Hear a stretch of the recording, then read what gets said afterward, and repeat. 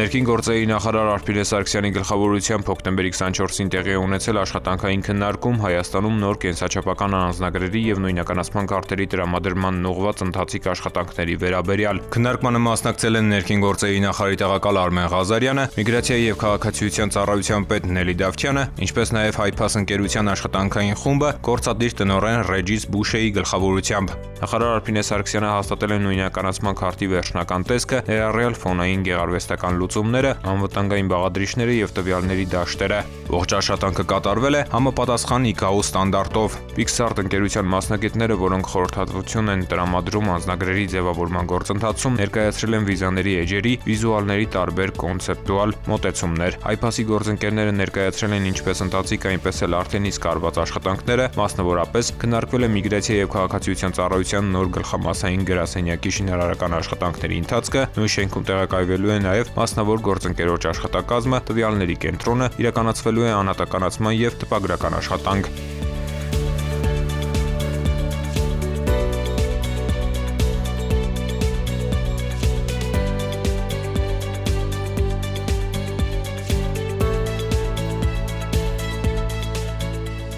Անդրադարձ է կատարվել տարածքային գրասենյակների աշխարհագրական ցանցին եւ արդիականացման ծրագրերին։ Ըստ նախատեսված ծրագրի Երևանում քաղաքացիների համար մատչելի եւ բանուկ հատվածներում հիմնված երկու ընդարձակ գրասենյակները հագեցած կլինեն մոդեռն տեխնիկայով, կենսական տվյալների հավաքագրման բոլոր մեկում ինքնասպասարկման սարքերով, կահավորված սպասասրահներով եւ միջազգային ստանդարտի գրասենյակային այլ պայմաններով։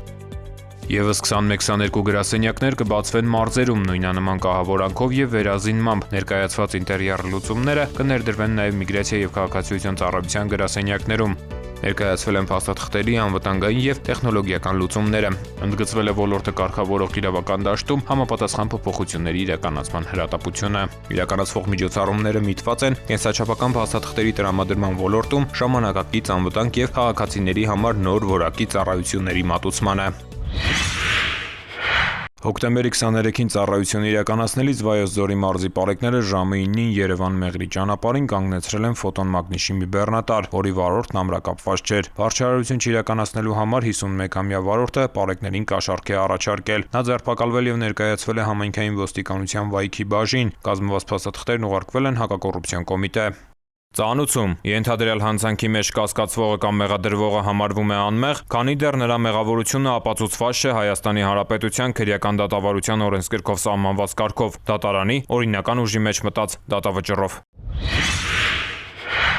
Հոկտեմբերի 20-ից 27-ը Մայրաքաղաքում իրականացված ծառայության ընթացքում Երևանի պարեկները հայտնաբերել են ճանապարհային երթևեկության կանոնների 5653 խախտում, պահպանվող հատուկ տարածք տեղափոխելով 164 ավտոմեքենա։ Մասնավորապես հայտնաբերվել է ոչ սթափ 180 վարորդ, առանց վարորդական իրավունքի վկայականի 238 անձ, հայտնաբերվել է հաշվառման համարանիշի հետ կապված 36, չամրակապված վարելու 1144, առանց մանկական նստատեղի քարսիտի 12, վարելու ընթացքում ծխելու 582, վարելի սեռախոսից օգտվելու 457, հետիոտնի, որ սահմանված վայրով անցնելու 157 եւ 1984 այլ իրավախախտում, 184 մեքենա շահագործվել է առանց ապա պայմանագրի, 206-ը տեխնիկական զննություն չանցած, 91-ը լուսարձակների անսարքությամբ, 96-ը թաղանթապատված դիմապակիով եւ կողային ապակիներով։ Բացի այդ, տարբեր կասկածանքներով ձերբակալվելու համայնքային ոստիկանության բաժիններ է տարվել 79 անձ։ Նույն ժամանակահատվածում մարզերում պարեկները հայտնաբերել են ճանապարհային երթևեկության կանոնների 13799 խախտում, պահպանվող հատուկ տարածքներ տեղափոխելով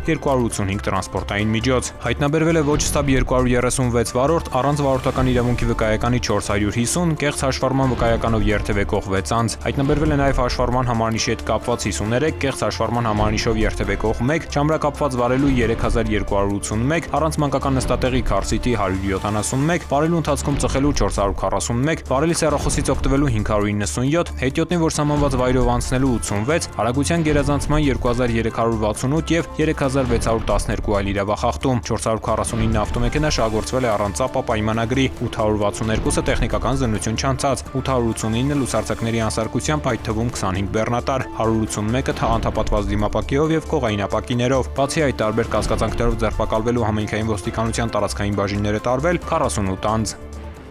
Համայնքային ոստիկանության գործունեության հիմքում բնակչության հետ ակտիվ համագործակցությունն է։ Համայնքային ոստիկանությունն ունի 57 տարածքային բաժին, 12-ը Երևանում, 45-ը մարզերում։ Յուրաքանչյուր բաժնի կողմից սպասարկվող վարչական տարածքն իր հերթին բաժանված է մինչև 7500 բնակչություն ունեցող տեղամասերի։ Համայնքային ոստիկանության գործառույթներն են ոչ մեծ եւ միջին ծանրության հանցագործությունների բացահայտումը, ընտանեկան բռնության, ինչպես նաեւ անչափահասների կողմից կատարվող հանցագործությունների եւ իրավախախտումների կանխումը։ Համայնքային ոստիկանության գործունեության հիմնական սկզբունքներն են սպասարկվող տարածքի առանձնահատկությունների իմացությունը, բնակիչների խնդիրների իմացությունը, կարիքների գնահատումը եւ դրանց արձագանքումը, բնակիչների համախմբումը հանրային անվտանգության մակարդակի բարձրացման շուրջ, հասարակական կարգն ու անվտանգությունը ապահովելու, հանցագործություններն ու իրավախախտումները կանխելու գործում բնակչության ներուժի օգտագործումը, հանրային պատասխանատվություն ու վերահսկողությունը եւ գործունեության թափանցիկությունը։ Ոստիկանության հանդեպ համայնքի վստահությունը կարևոր նախադրյալ է արդյունավետ համագործակցության եւ իրավակարգի կայունության համար։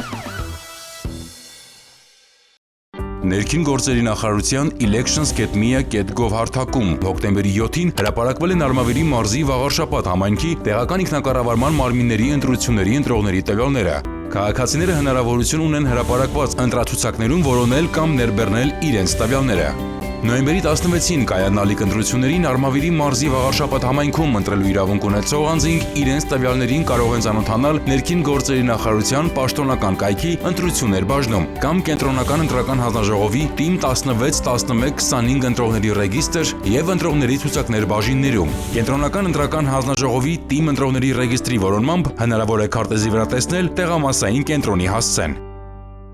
Հոկտեմբերի 6-ից նախագործարկվում է քաղաքացիության գործերի էլեկտրոնային համակարգը։ Դիմումատուները հնարավորություն կունենան առցանց գրանցվել հարթակում, ստեղծել, խմբագրել եւ ներկայացնել Հայաստանի քաղաքացիություն ստանալու կամ դադարեցնելու նախնական հայտ, ամրագրել միգրացիա եւ քաղաքացիության ծառայություն այցելության օր ոչ շուտ, քան 2026 թվականի հունվարի 22-ը։ Հայաստանի Հանրապետության քաղաքացիները նոր համակարգում գրանցվելու են բացառապես ԵՍ ազգային նույնականացման հարթակի միջոցով, ինչի համար անհրաժեշտ է նույնականացման քարտ եւ էլեկտրոնային թվային ստորագրություն։ Օտարերկրյա քաղաքացիները, փախստականի կարգավիճակ ունեցող եւ քաղաքացիություն չունեցող անձինք գրանցվելու են ըստ ցանկության, խիստ նույնականացմամբ կամ էլեկտրոնային փոստի վավերացմամբ կցելով ճամփորդական փաստաթղթի լուսապատճենը։ Նախնական հայտի ներկայացումից հետո անհրաժեշտ է կատարել պետական տուրքի վճարում ոչ ուշ, քան ընտրված այցելության օրվանից 10 օր առաջ։ Վճարումը չկատարելու դեպքում ամրագրած օրը չեղարկվում է։ Կյանքն անգին է։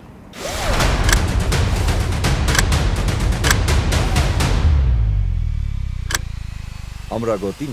կյանքեր է փրկում։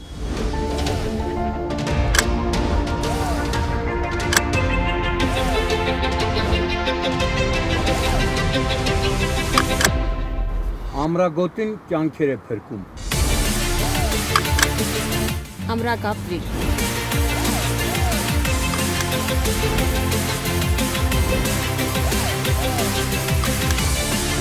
Ամրագոտին կյանք է փրկում։ Ամրագոտին կյանք է փրկում։